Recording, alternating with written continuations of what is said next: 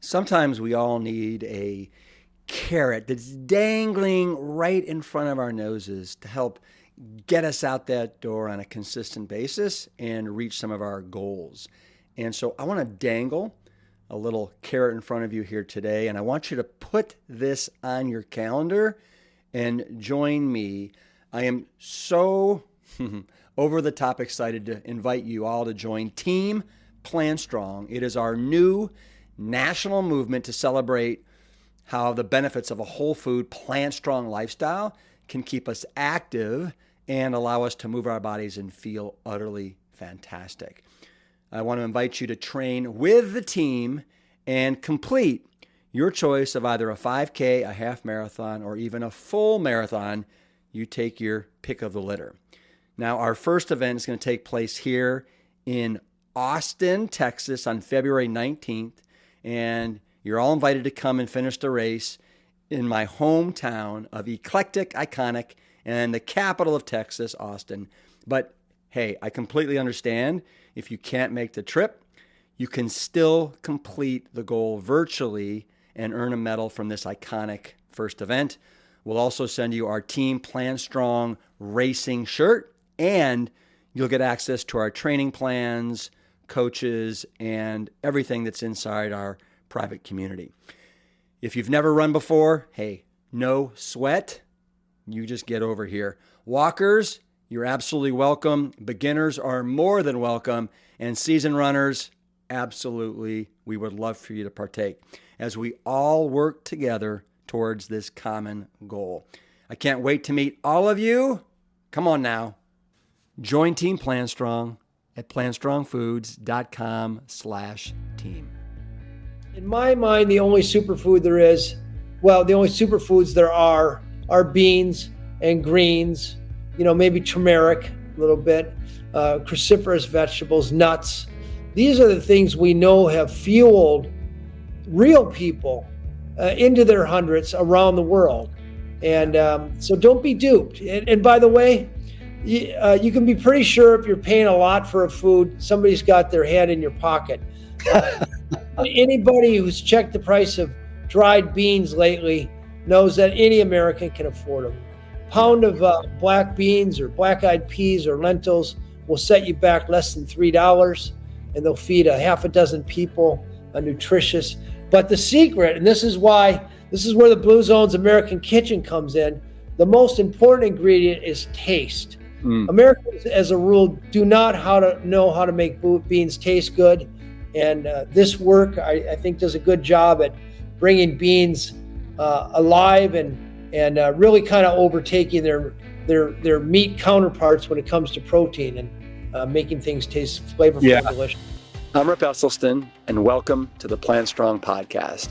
The mission at Plant Strong is to further the advancement of all things within the plant-based movement. We advocate for the scientifically proven benefits of plant-based living and envision a world that universally understands, promotes, and prescribes plants as a solution to empowering your health, enhancing your performance, restoring the environment, and becoming better guardians to the animals we share this planet with. We welcome you wherever you are on your Plant Strong journey, and I hope that you enjoy the show. Mr. Bluezones is back. That's right. My friend Dan Buettner he's back on the Plant Strong podcast for his third time to discuss his newest book, The Bluezones American Kitchen, 100 Recipes to Live to 100. As most of you likely know, Dan and his extensive work with National Geographic uncovered the 5 places around the world where people consistently live past 100 years of age. In fact, it isn't the exception, it is the norm. Only one of those blue zones happens to be in the United States, and that's in Loma Linda, California. But did you realize that traditional American food, our roots and heritage, are firmly planted in a rich abundance of plant-based nutrition? Think about that. Our indigenous and Native American brothers and sisters thrived on grains and seeds and beans And the immigrants brought with them potatoes, pasta, mesa, corn, and more beans. Really beautifully nutritious food. Well, that's what Dan Buettner uncovers in his latest book. He took a very tasty tour around the United States and worked with contemporary chefs to create some of these traditional dishes. And today, I go through several of these recipes with Dan and allow him to riff on his memories and stories of these chefs and meals that have shaped the diverse people that we are today. I know that we think of American cuisine as hot dogs, hamburgers, and apple pie, but our history is radically more diverse, nutritious, and, dare I say, plant strong. So let's hit the road with Dan Buettner and learn more about the Bluezones American Kitchen.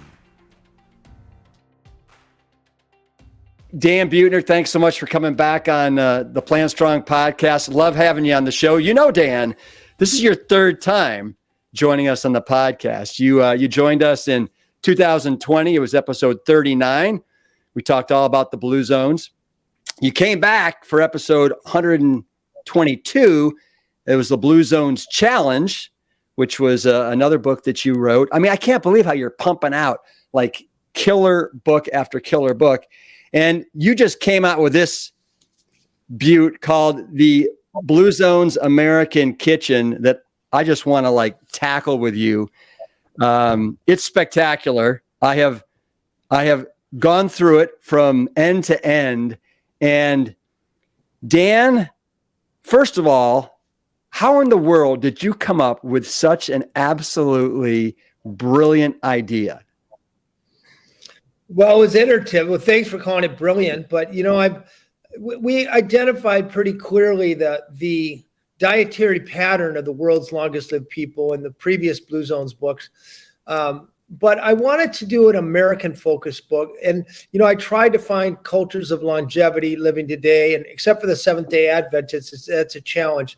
So I actually gave the food guidelines to an NYU researcher. He spent 150 hours. Is that James Mallon? What's that? Yes. Okay. Do you know him? I read your acknowledgement, so I know all about how your first call was to Jeff Gordinier with Esquire and a blah, blah, blah. Yeah. Yeah. Formerly the New York Times. Yeah. But, concurrently though, working for National Geographic, you actually, the facts are most important. The evidence is most important. So we wanted to find subcultures of America who were eating a Bluezones diet. And we found them among these ethnic Americans and immigrants living about 100 years ago. But we have the evidence to show that they were eating a Bluezones diet. So the idea of this book was capturing America's lost diet of longevity. And it seems to be hitting a nerve. Oh, big time. So before we dive into that, just for people that are new to the podcast and maybe want to know a little bit more about you and your work, Dan, can you give us a quick summary of the Bluezone cultures and why they are the longest living cultures on the planet? Sure. So the idea of Bluezones was, instead of trying to look for a secret to longevity in test tubes or in petri dishes, we sought out to reverse engineer longevity by finding demographically confirmed areas around the world where people are living measurably longest. And to do that, we engaged demographers who look at birth records and death records and make sure people are really as old as they say they are. We looked at worldwide census data to start out. We found these 5, I dubbed them Bluezones in Okinawa, Sardinia, the Nicoya Peninsula of Costa Rica, the Greek island of Icaria, and then among the Seventh-day Adventists. But then our approach to delivering Bluezones was to find the common denominators. And remarkably, no matter where you go in the world and you find long-lived people, they're doing the same things over and over, about 9 common denominators in all Bluezones. And that really forms the foundation of our work. Mm-hmm. Got it. And so when you got this idea to go back and look at, the different ethnicities in American history that ate, the Bluezones way, you got into a Sprinter van with your buddy David McLean, like the most incredible photographer in the world, and you guys set out. I mean, where was my call? Why wasn't I invited on this road trip? That was my oversight, Rip. Well, it was a pandemic, and a lot of people weren't available. Yeah. But my way of exploration is I don't sit in a library. I go out into the world, and once we identified these cultures of longevity, then Jeff Gordonier, formerly of the New York Times, and I had a great producer named Karen Foley, and they went out and they identified chefs who cook these heritage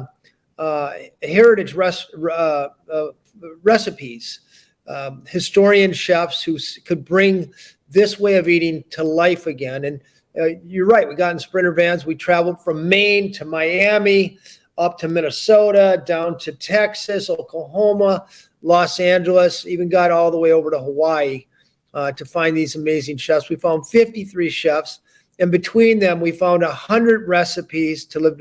We actually found about 300, but in culling through, because I have an obsession or maniacal focus on deliciousness, but we distilled 300 to 100 the most delicious recipes, all 100% whole food, plant-based, and all of them that map directly to the diet of longevity we found around the world. Well, and what also, was really interesting to me is that the data that you were able to collect from 1880 to roughly the 1930s showed really definitively that the Mexican Americans, Asian Americans, that their diets were like 84 and 88% plant-based respectively, which to me, I never would have imagined that. I mean, did you know that going into this? Or you just like, were you hopeful? No I was hopeful. And also I find by the, African Americans, they're often associated with soul food, which, today it's really bad usually. But you trace the roots back to the Gullah Geechee, for example, or what enslaved people were eating. It was actually kind of a Bluezone dinner, very heavy in beans and greens and nuts and grains, and meat was used very sparingly as a condiment usually. And our Native Americans, I know they're kind of famous for being hunters, but really, most tribes, they depended largely on corn, beans, and squash, and the root vegetables and nuts and fruits they could gather. So Native Americans, until we came along and, sort of corrupted their culture, they were eating a very healthy diet. And I don't think most Americans realize that. Yeah. Well, and you've broken the book up into really 5 different sections, right? So the first section is the indigenous, Native, and early Americans. And then you have all these like incredible recipes. And I'm going to show everyone some of these photos, if you can see, if you're watching from YouTube. And then you have African American, then you have Latin American, Asian American, and then you have regional and contemporary American. And it's Dan, it is such a fun read. The recipes, like you said, you've got a palate that just, accepts nothing less than 100% deliciousness. But like, I just look at like I think that, can you see that photo there? But like, I think that's in the Waiapio Valley. Yeah. But I'm reading through this and I'm thinking, all right, I want to be on Dan's shoulder, like doing this research, going from place to place. I mean, is this what you, like you said, you don't like going to the library, you like getting out there, but I mean, how much did this adventure and writing this book just like resonate with your soul? Was it just an absolutely fun 2 years for you? People who know their sense of purpose and live it and live about 8 years longer than people are rudderless. About 30 years, I got really clear on my personal purpose. And my purpose is to go out into the world, explore traditional cultures, and bring back their wisdom.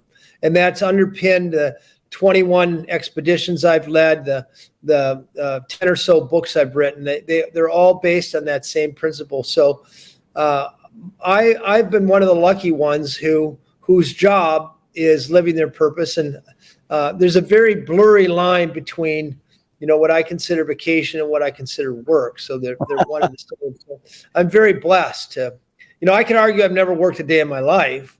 I could also argue I work all the time, but I usually prefer the former. Yeah. Well, I think it's a testament that you've been able to carve out this life that is exciting and adventurous for you. And, you're doing such great work and giving back so much. And like when we had dinner that one night at John's house, even a guy like Matthew McConaughey is like, I want to be Dan Buettner. I mean, that's pretty cool stuff. Yeah.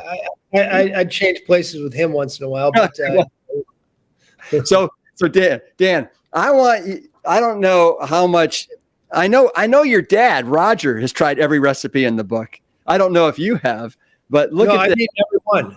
All right. Yeah, so this right here is the 1920s Plymouth succotash. And I'm telling you. I think you mean 1620. Is it, what did I say? 1920s? Yeah. I'm trying to do too much at once here. You're right. 1620s. And everything about that just speaks my language, from that rustic pot to that spoon that's in there to the greens and everything. I mean, but do you want to know something interesting about that pot? In next week, Americans will sit down to a bird that lived a horrible life, that's full of hormones and its own feces and saturated fat, and they'll celebrate around that. But what we found is that the original Thanksgiving probably did not even include turkey.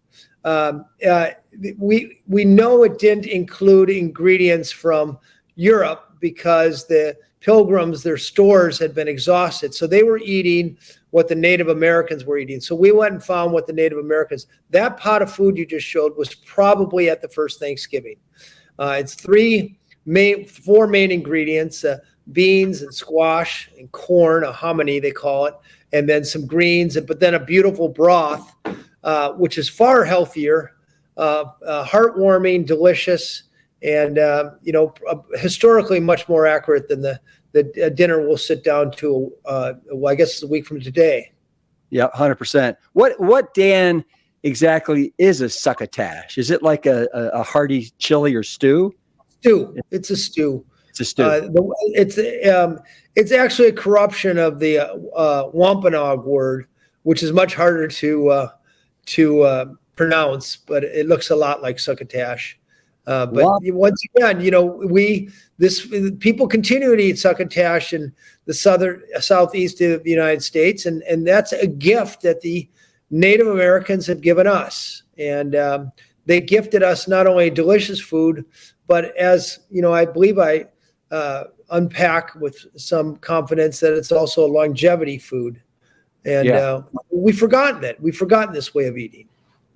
Well, and in the book, you mentioned and I might be butchering the pronunciation, the Wampanoag, but were some of the, I guess the Indians that basically saved about half of the Pilgrims that came over and landed at Plymouth Rock. You talked about how I think it was that first Thanksgiving was more of a exchanging of ideas. As opposed to like helping or as opposed to a feast, a celebration. There's some evidence to show that it lasted about 3 days, not just one meal. Yeah. And the historical record, it's very brief, but it shows there was food there. And but they don't mention pumpkin pie or stuffing or even turkeys really. Our approach was to find a Wampanoag Native American who cooks the traditional way. We found Carolyn Wayne, and then Paula Marcoux, who is a food anthropologist, historian, who studies this, and together, kind of a modern day Pilgrim and a modern day Wampanoag, they collaborated on recreating a likely dinner eaten in 1620 for the book. And National Geographic photographer David McLean took the pictures. I took the notes and captured the recipes, and they're in this book. So, if you want to get ready for next Thanksgiving or even your Christmas meal, you can do a real Pilgrim meal on that section of the book, from that section of the book. Yeah.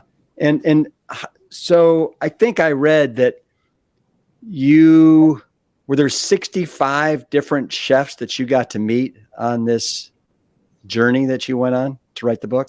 Thereabouts. That's phenomenal. And I would imagine that you probably got to try more incredible food. 65. Yeah, and I didn't get fat either. Well, and help us. Why is that?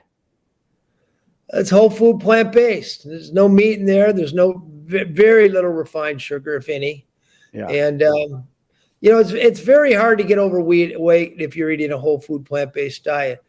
But so the most important ingredient in any longevity diet is taste, because if you're not doing it for a long time, it doesn't impact your life expectancy at all. So for me to tell you that fermented tofu or fermented sesame seeds, Benny seeds, or succotash is good for you, if you don't like it, you're not going to eat it. So that's why I was absolutely maniacal about making sure, picking only the recipes that taste good. My father, 87-year-old meat and potato, born on a farm, Roger Buettner, I take him along, not only because I enjoy his company, but because he tastes every meal. And if he gives it the thumbs down, it doesn't end up in the book. Mm-hmm. He's the middle America vote. And, we had a hard time with him in Okinawa, for example, because he didn't like anything. But here it was a lot easier for him to like these recipes. And because in many cases, they represent hundreds or even thousands of years of culinary trial and error before they get something people like. So did your dad go with you, like, for example, over to Hawaii, or was that just you and David McLean? No, my dad was with me in Hawaii. Oh, that's incredible. So, yeah. So if your dad was with you over in Hawaii, he also got to meet Chef Stefan Ruel, if I'm pronouncing it right. Yeah, under the Buddha tree. So will you tell us about Stefan and his incredible health transformation?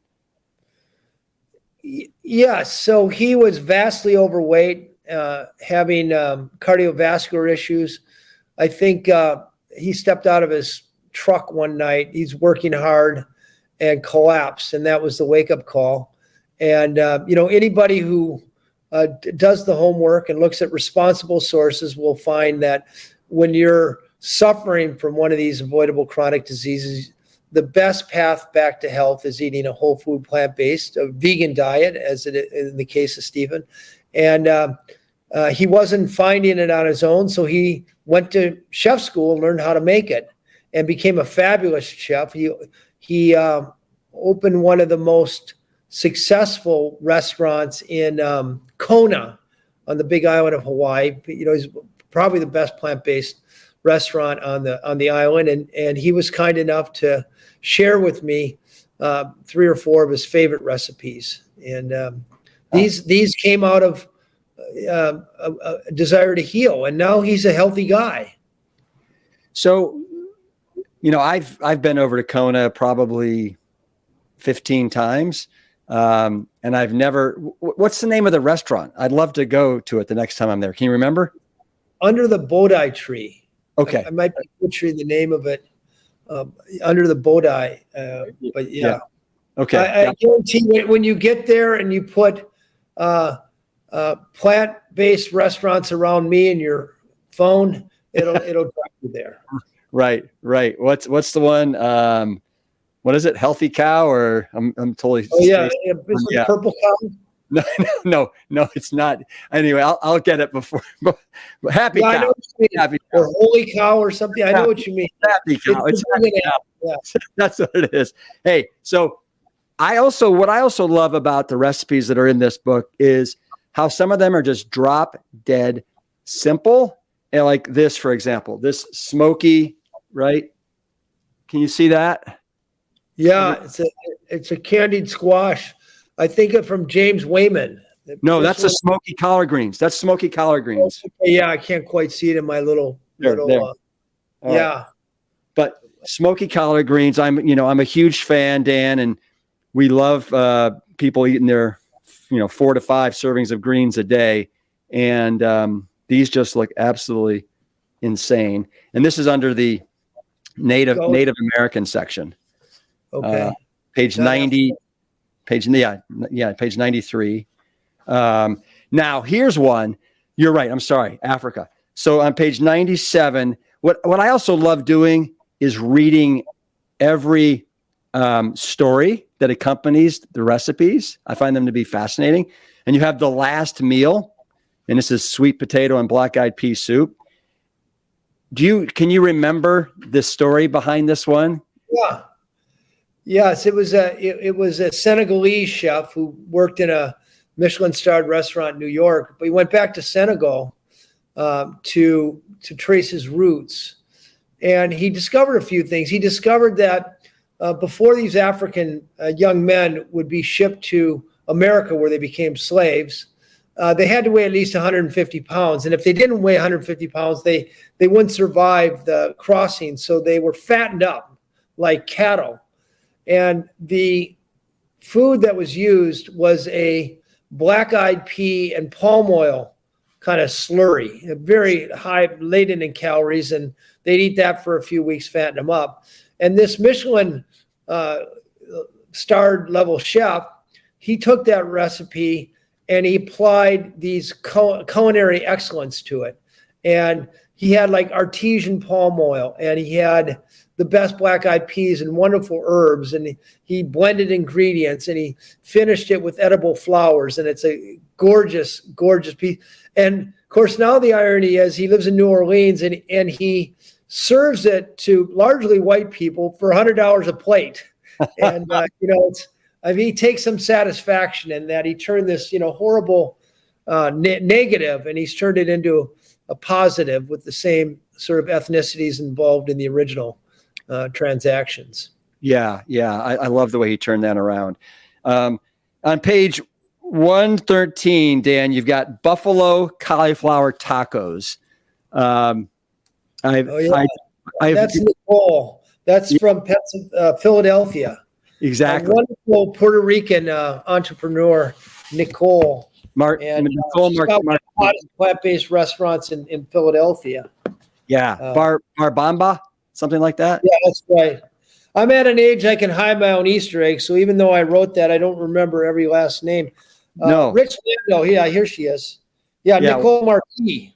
Yeah, she's a fantastic female business owner, owns several hot bars, and she knows how to make food palatable to Americans, whether they're plant-based or they're love eating meat.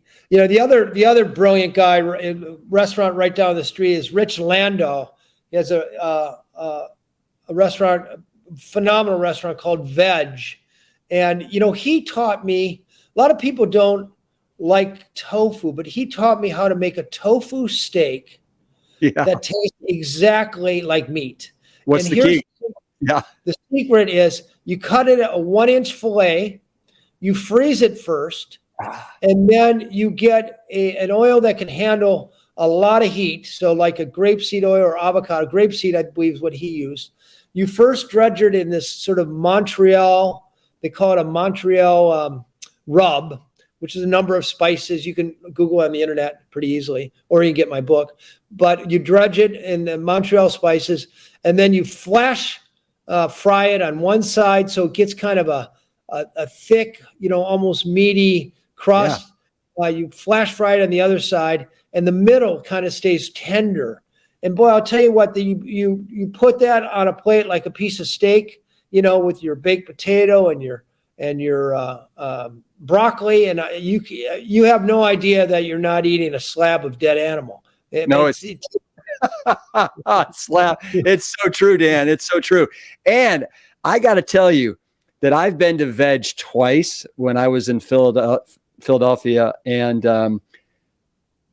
it is quite an experience. It really is. Well, he was one of the pioneers. He's been around for 25 years. By the way, Nicole looks to Rich as her mentor, and there's a whole half a dozen restaurants in Philadelphia. Philadelphia is really the birthplace of vegetarianism in America in the mid 19th century. The abolition movement, the women's suffrage movement, and also the temperance movement and vegetarian all grew out of the same sort of mindset, because Philadelphia was this opening, accepting place in the 19th century. It's really ahead of its time. The graham cracker was part of the whole vegetarian movement. I think his name was Robert Graham who invented it. The original graham cracker is delicious, by the way, and it's not all that unhealthy. It's made mostly with molasses and whole grain flours, and really pretty healthy food. A couple of comments on Philadelphia before we leave Philadelphia and move on. I also thought it was really interesting the way you mentioned that of all the people that we could ever imagine, Ben Franklin introduced tofu to the colonies. I mean, how crazy was that? That's right. He called it soy cheese. Right. And then, Dan, the other thing you mentioned that Rich taught you to make that tofu taste like steak is you freeze it, because it totally changes the texture. It opens up the cells, and now when you marinate it with whatever it is you marinate it with, it really tends to get in there really, really nicely.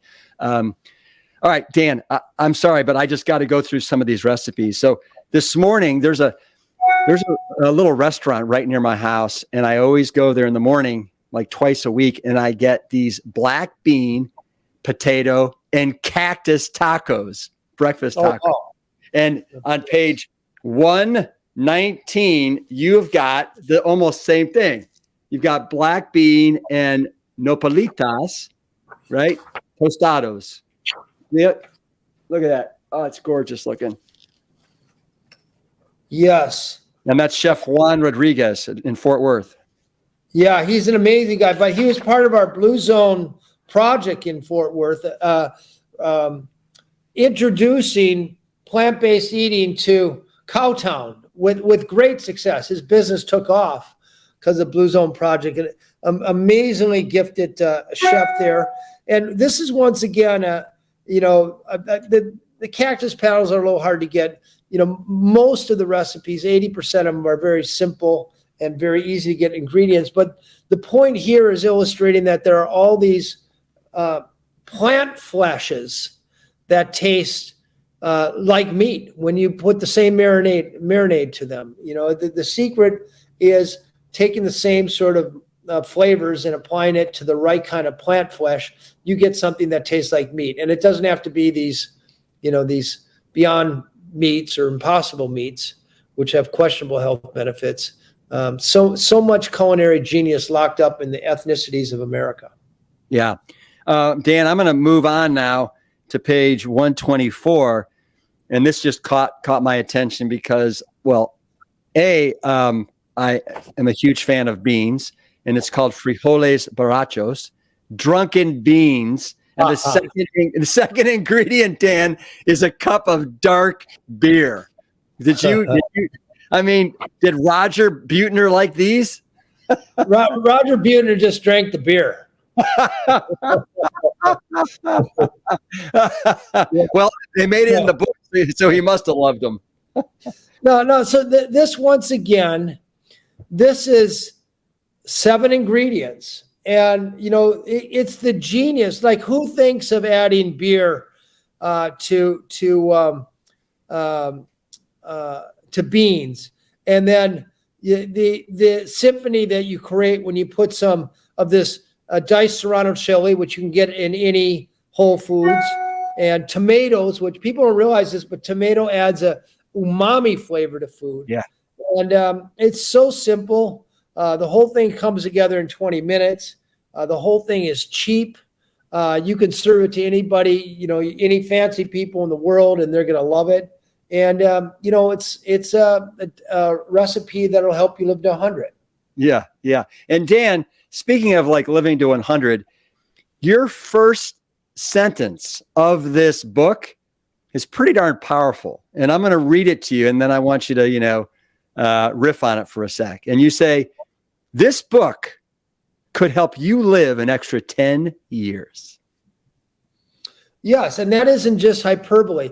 So earlier this year in February, a group of academics out of the Netherlands did a meta-analysis. So they aggregated many studies that followed many hundreds of thousands of people for decades.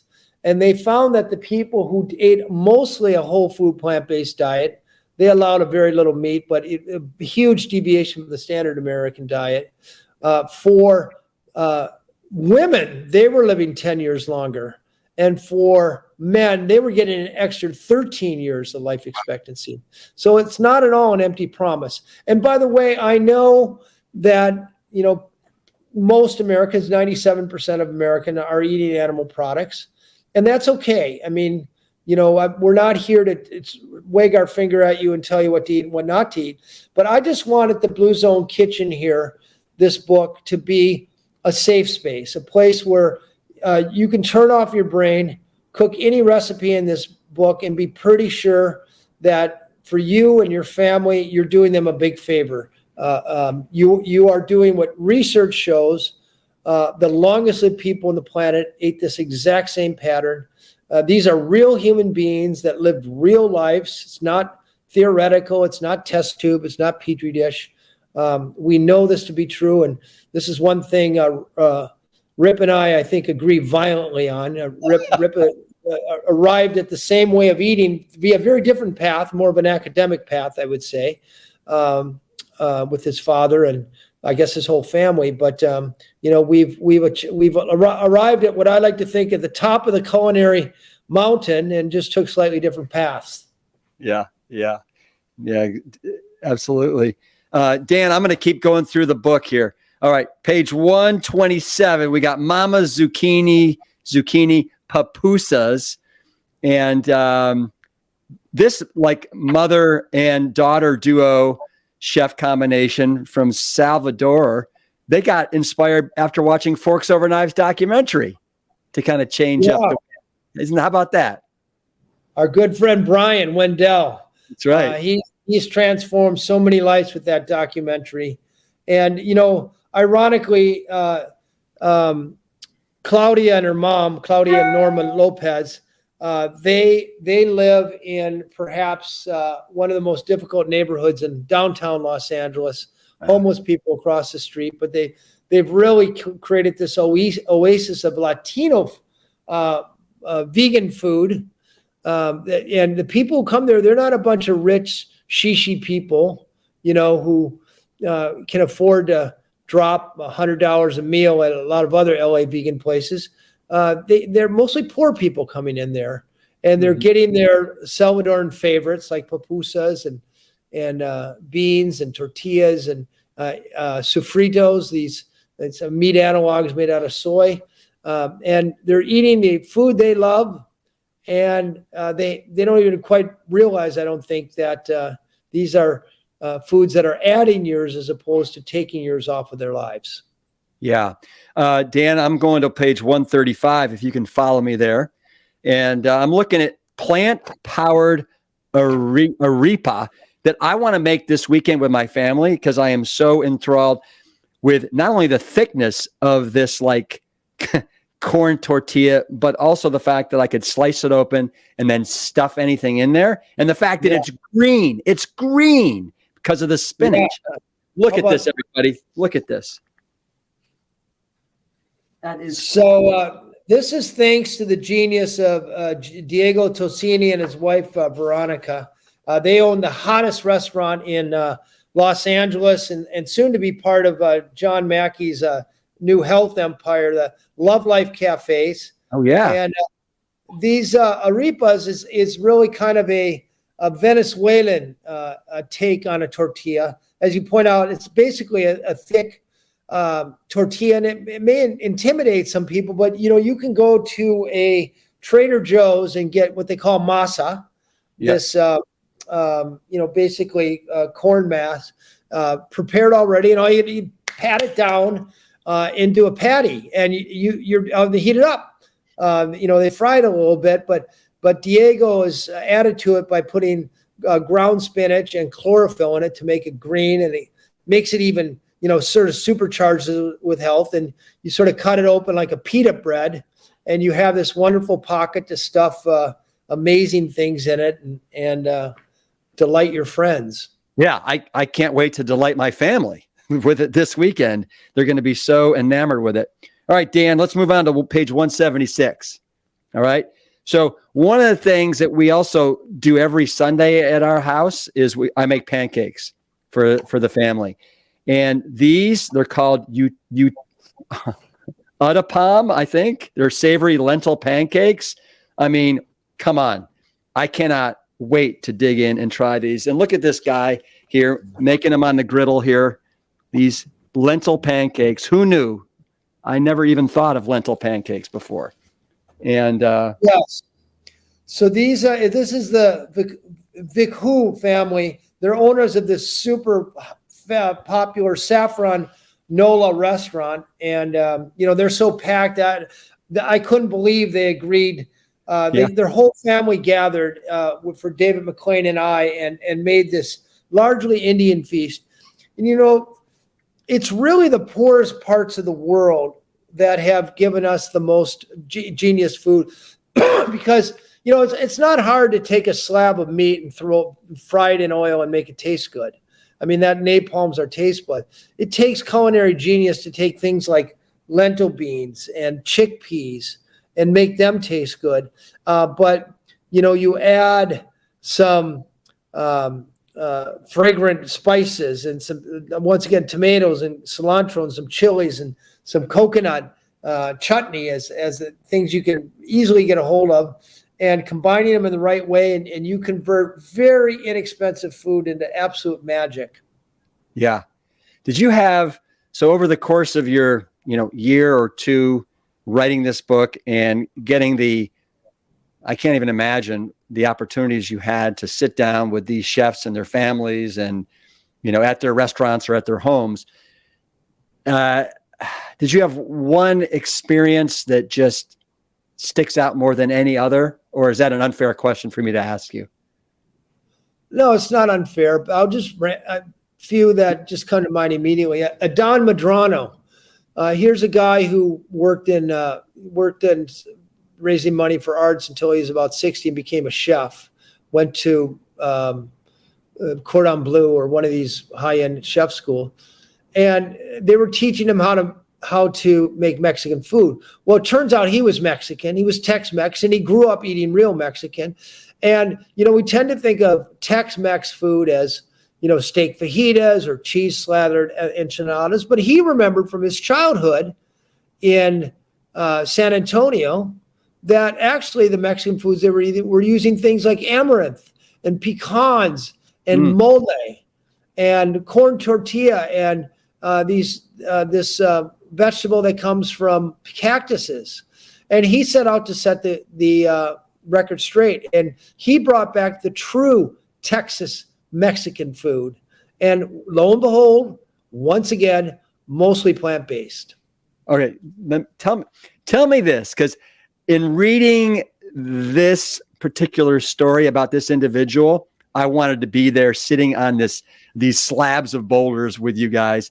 And that was James Wayman and his fire beast in a New England farm where he roasted all kinds of crazy stuff. Yeah, James Wayman's a Michelin star level chef. He has several restaurants in Connecticut. He's a celebrated chef. And we asked him if he could help show us some of these simple plant-based. His specialty is just cooking over open fire, and we were absolutely blown away. He would take a candy squash, but it could be any kind of squash. He started a big fire, let it burn down to coals, and he just threw it in there, threw it in the coals, turned it over a few times. The outside was charred, like into trash. But then he pulled it out, busted it open, and here is this beautiful golden custard-like flesh that is a meal right there. It didn't even take a pot and pan. It was that simple. You just didn't realize. He did another amazing thing. He took we have the recipe for it, mixing miso with sesame seeds and a few other things, some oil and some garlic. He created kind of a paste. And he took beautiful tomatoes, he cut them in half, and then he put this sort of miso sesame paste over the top, and then he placed it on a rock in the fire and let it sit there until the skin blistered and the top started bubbling, and then he just pulled it out. And it was a tsunami of umami, I call it. This phenomenal flavor. Delicious. And there he is. There's James Wayman. He and I, by the way, we're doing a live event in his city, Stony Brook, I believe, in Connecticut on December 8th. And I'm going back there to kind of unleash the Bluezone diet, the Bluezone American Kitchen. Nice. People show up. One of the things that I'm seeing in this book, and I'm seeing it, is like whole cauliflowers that are roasted, that are cooked with an incredible sauce. There's one in particular I just saw, and I'm trying to find it right now. I probably won't be able to find it, but so let me ask you this question. So I'm going right now through, Dan, some of the regional and contemporary Americans that you visited that I just was fascinated with. So, for example, Blake Lofton, Chris DeBar, and Mel Braden, who you talk about, you visited in New Orleans, and how they were able to take these Cajun recipes from 100-year-old cookbooks. I mean, that's incredible. Yes. So the premise of the book was we're trying to recreate the diet from 100 years ago.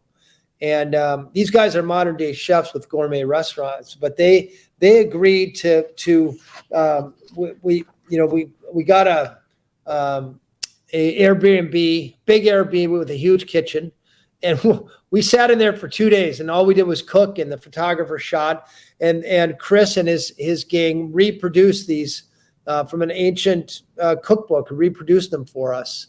That was a little different take and what we do for most of the times. The other chef had been cooking these ways, but he did a fantastic job. I can't remember if it made it in the book, but he made a lettuce soup. Nobody cooks with lettuce anymore, but it was shockingly delicious. Well, the one recipe of his that you have in the book that I'm like, I can't wait to try it. He's got a black-eyed pea and peanut butter hummus. Oh, yeah, that's it. $2.69. Yeah. Who thinks of putting black-eyed peas and peanut butter together? It's brilliant. Dan, what's your take on mushrooms? Are you a fan of mushrooms? And the reason I ask is because I know you met Cameron Clements in Central Texas, where there were some tumbleweeds rolling around, and you said that this guy or gal, I don't know if Cameron's a guy or gal. It's a girl. It's a woman. Thank you. She's a single mom, about 30 years. You should on Instagram. She's the plant-based Cajun chef, or plant-based Cajun, and she's a genius. So she was able to take mushrooms and marinate them in a certain way, and when added to an etouffee, they taste exactly like a crawfish. That same sort of kind of spongy is not the right word, but it's a texture that is the right amount of chewiness. So when you bite down, it resists for a minute and then it gives.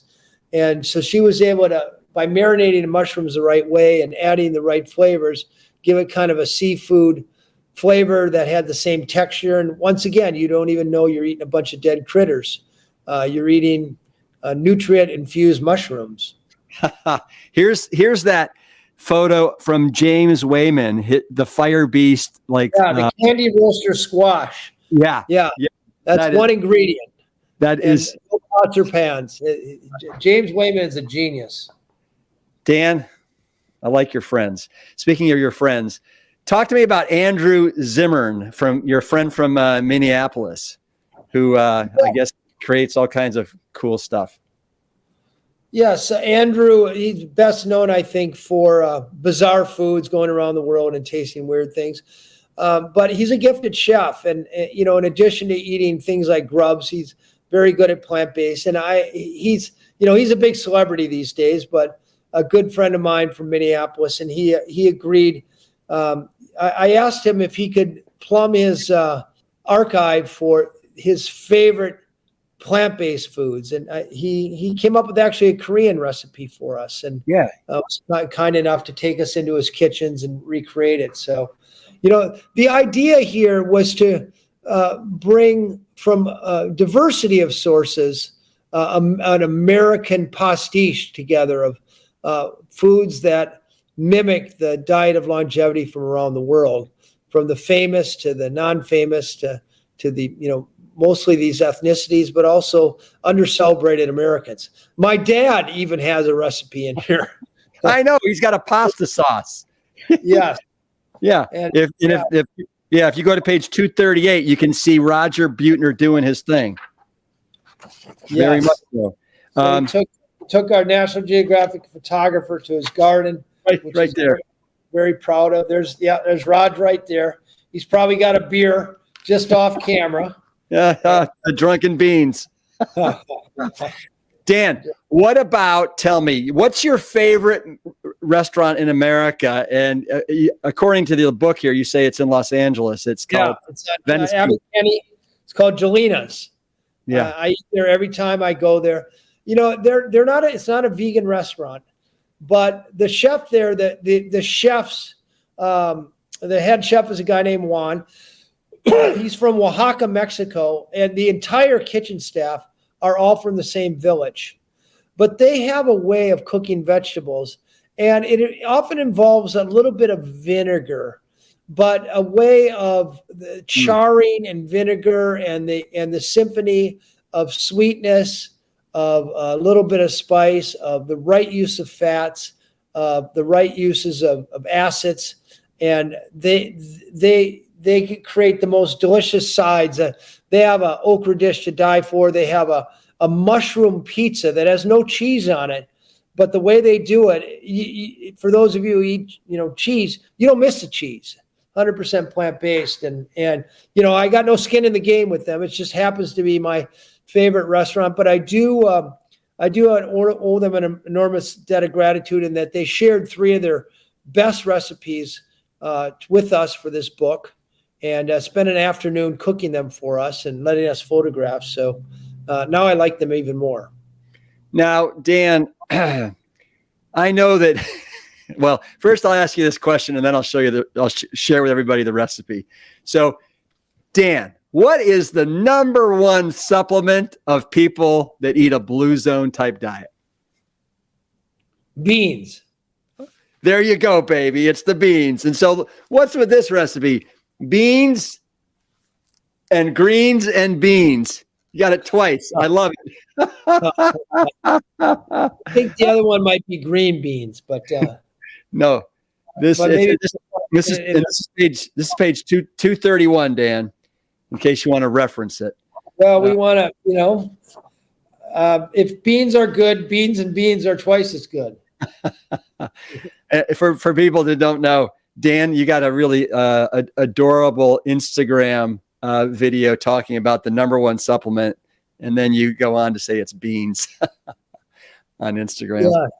Yeah, exactly. Well, I mean, I do not believe, other than vitamin B12 for vegans, or people 100% plant-based. I don't believe in supplements. I think you can get, there are some people with, weird conditions and so forth. But for most Americans, you can get all the micronutrients you need out of your food. And that's the best way to get them because food's the best delivery vehicle. Most of what is sold to us as supplements or superfoods or power drinks or it's junk. It's often full of sugar, questionable ingredients. In my mind, the only superfoods there are beans and greens, maybe turmeric a little bit, cruciferous vegetables, nuts. These are the things we know have fueled real people into their hundreds around the world. And so don't be duped. And by the way, you can be pretty sure if you're paying a lot for a food, somebody's got their hand in your pocket. Anybody who's checked the price of dried beans lately knows that any American can afford them. Pound of black beans or black-eyed peas or lentils will set you back less than $3, and they'll feed a half a dozen people a nutritious. But the secret, and this is where the Bluezones American Kitchen comes in, the most important ingredient is taste. Americans, as a rule, do not know how to make beans taste good. And this work, I think, does a good job at bringing beans alive and really kind of overtaking their meat counterparts when it comes to protein and making things taste flavorful and delicious. It really does. And Dan, just to hammer home to everybody listening, that when you eat, whole food, Plant Strong, the Bluezones way, you have 1/5 the rate of heart disease, 1/6 the rate of dementia. These are stats I'm pulling right from Dan's book. 1/6 the rate of certain cancers, and diabetes and obesity rates, you said, in the blue zone areas were used to be until recently under 5%, which is crazy when you think that here in this country, according to the CDC, we have 75% of us are now overweight or obese. Right. And probably more of us are suffering from a metabolic disease. And that is almost 100% attributable to eating the standard American diet. That our diet kills 680,000 Americans prematurely every year. Way more people have died eating the American way than have died in World War I, World War II, the Korean War, the Vietnam War combined. It needs more attention. We need to vote. We need to get rid of the incentives in the farm bill that incent us growing more of these corn and soybeans, which are fed to animals in filthy feedlots.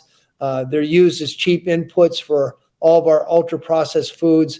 The incentives need to be taken away from the foodstuffs of junk food and shifted to organic foods and more beans, quite frankly.